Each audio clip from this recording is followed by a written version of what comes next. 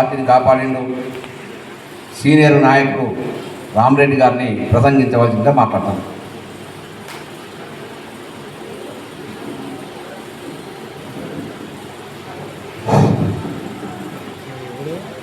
ఈరోజు ఇటు సర్వసభ్య సమావేశానికి అధ్యక్షత వహించినటువంటి మా అన్న పెద్దలు గౌరవనీయులు బైనారాయణ గారికి, అదే రకంగా ఇక్కడికి ఈ సమావేశానికి ముఖ్య అతిథిగా వచ్చినటువంటి సైదేశ్వరరావు గారికి, అదే రకంగా పల్లం నాగేశ్వరరావు గారికి, శోభన్ బాబు గారికి, వెంకటేశ్వర గారికి, నర్సయ్య గారికి, గురువయ్య గారికి, ఇంకా నాగేశ్వరరావు గారికి, ఇంకా ఆ లాస్ట్ చంద్రశేఖర్ గారికి, అదే రకంగా ఇక్కడికి వచ్చినటువంటి తెలుగుదేశం కుటుంబ సభ్యులందరికీ, సోదరిమణులకు అందరికీ, పత్రికా విలేకరులకు అందరికీ హృదయపూర్వక నమస్కారాలు తెలియజేస్తూ, ఈరోజు ఒక మన కుటుంబ పరంగా తెలుగుదేశం పార్టీ కుటుంబ పరంగా ఒక పండగ. ఈ పండుగ మనం ప్రతి 2 సంవత్సరాలకు ఒకసారి నిర్వర్తించుకుంటాం. మనం మైసమ్మ పండుగ, ముత్యాలం పండుగ 2 ఏళ్ళకు 3 ఏళ్ళకు ఒకసారి అడ్డు చేసుకుంటామో, మన పండుగ కూడా 2 సంవత్సరాలకు ఒకసారి చేసుకుంటాం. ఇది ఎందుకు వచ్చింది, ఈ కార్యక్రమం ఎందుకు ఎవరు పెట్టి ఎట్లయిందంటే, ఆనాడు మహానుభావుడు పెద్దలు స్వర్గీయ అన్న ఎన్టీ రామారావు గారు అసలు ఏం ఆలోచన చేసి పెట్టిండో కానీ, అసలు ఆ రోజే కూడు గూడు గుడ్డ అనే నినాదంతో సమాజమే దేవాలయం, ప్రజలే నా దేవుళ్ళు అని చెప్పి నినాదంతో బయటికి ఒంటరిగా ఒక్కడిగా కొదమ సింహంలాగా మన తెలంగాణ గడ్డ మీద పార్టీ స్థాపించడం జరిగింది. ఎవరు కూడా ఆలోచించకుండా అంత విధంగా, అంత మేధావితనంగా చక్రం కార్మికులకు గుండెకాయ, నాగలి రైతు గుండెకాయ, అదే రకంగా గుడిసె బలహీన వర్గాల యొక్క నివాసం. ఆ రోజునే అన్ని ఆలోచించి ఈ సమాజం మార్పే నా జయం, ఈ అట్టడుగు జాతిని ఒక ఉన్నత స్థాయికి తీసుకురావడమే నా జయం అని చెప్పనే ఆలోచనతోటి ఆ రోజు పార్టీ పెట్టినటువంటి పరిస్థితి మనం సీనియర్లందరికీ తెలుసు. అప్పటికి కాంగ్రెస్ పార్టీ నాయకత్వంలో ఊర్లల్లో దొరలు, పెత్తందారులు, నైజాములు వాళ్ళే తప్ప ఇవాళ సీట్లలో కూర్చున్న మీరు ఎవరు కూడా బాంచనని చెప్పని ఒక దొర పిలిచి చెప్తే సరే మంచిదే ఓట్లేస్తాం అని చెప్పిన వాళ్ళే తప్ప నాయకత్వం వహించిన రోజులు లేవు.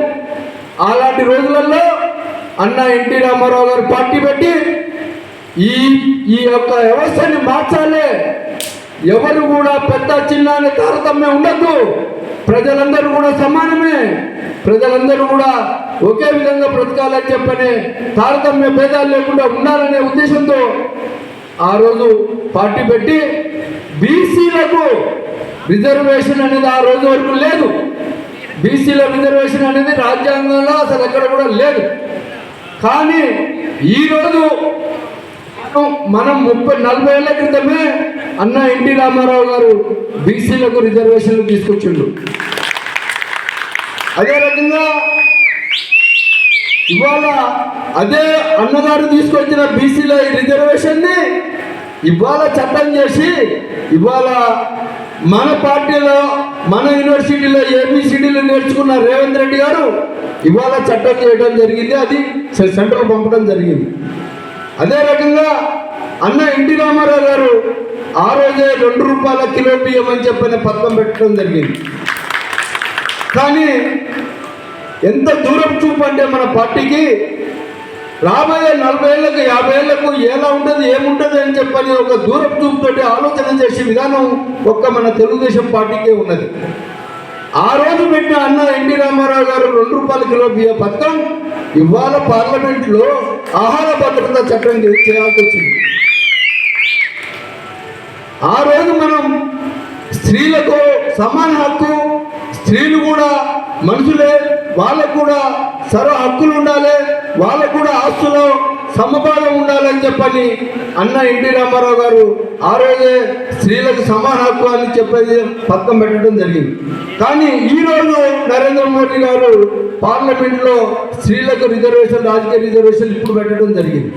అంటే ప్రతి విషయం కూడా మీరు చూడండి, 40 సంవత్సరాల క్రితం మన పార్టీ పెట్టినటువంటి పథకాలు 40 ఏళ్ల తర్వాత మిగతా పార్టీ వాళ్ళు గ్రహించి ఇది వాస్తవమే, ఇది కరెక్టే అని ఆమోదించి చట్టాలు చేస్తున్నారు.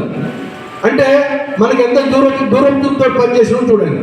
అదే రకంగా ఇవాళ మాండలిక వ్యవస్థ కానీ అంతకు సమితిలు ఎట్లా ఉండడం మీ అందరికీ తెలుసు. ఈ మాండలిక వ్యవస్థ తీసుకొచ్చింది అన్న ఎన్టీ రామారావు గారు. కాబట్టి అలాంటి పార్టీలో మనం పనిచేస్తున్నాం అంటే చాలా గర్వకారణం. దానికి నేను నిదర్శనం చెప్తున్నా. నేను నా బండి మీద తెలుగుదేశం జెండాతోటి నేను ఎక్కడికి వెళ్ళినా తెలని మిత్రులు కూడా అన్న ఈ జెండా 10 కాలాల పాటు బతకాలి, అన్న ఈ జెండా కింద పడద్దు, మేము పరిస్థితులు బాగలేకపోయి మేము వేరే పార్టీలో పోయినా ఈ జెండా మీద అభిమానం మాత్రం పోలేదు మాకు, ఈ జెండా ఎప్పుడు కూడా బ్రతుకుండాలి అని చెప్పని అందరూ ఆశీర్వించి దీవించిపోయినటువంటి పరిస్థితులు ఉన్నాయి. దానికి ఒక ఉదాహరణ చెప్తా. మొన్న పోయిన సర్పంచ్ ఎన్నికలలో మన జరిగిన గ్రామ పంచాయతీ ఎన్నికలలో తెలుగుదేశం పార్టీకి ఎక్కడుందా ఇంకప్ప మళ్ళీ సర్పంచ్ ఎన్నికలు ఆడొస్తాయి, ఆడ గెలుస్తానంటే నేను నా గ్రామ పంచాయతీలో తెలుగుదేశం పార్టీ సర్పంచ్గా మొన్ననే పోటీ చేశాను. నేను నా సొంత బలంతో తెలుగుదేశం పార్టీ బలంతో సహకారంతో 280 మెజార్టీతో నేను సర్పంచ్గా గెలిచి